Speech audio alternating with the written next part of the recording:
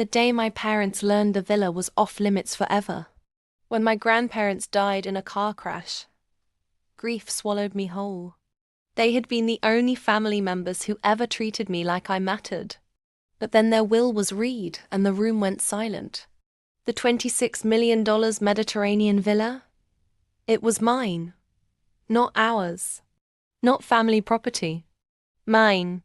My parents' faces twisted like spoiled milk. My mother immediately hissed, "You'll sign it over to us." My father didn't even pretend to be polite. "You don't deserve this. Hand it over." I refused. The next day, they proved just how little love they had for me. They kicked me out of their home, shoving my clothes into trash bags. I walked out without a word, and into my grandparents' villa. That night, I slept in a bed carved with gold inlays, surrounded by walls lined with priceless art. I could almost hear my grandparents whisper, "You're home now." But morning brought trouble. I heard the gate open. My parents stormed in, voices echoing through the grand foyer. They had come to evict me from my own property, waving papers they claimed would transfer ownership. I didn't bother to argue.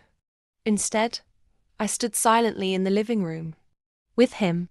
The moment my parents saw the man beside me, they froze.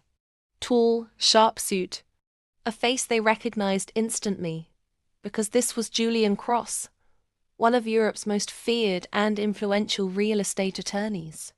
The same man who had single-handedly bankrupted a corporation for trying to steal an heiress's property. Julian stepped forward, his voice calm but razor-edge. "Mr. and Mrs. Lewis, as of yesterday, I am on permanent retainer for your daughter.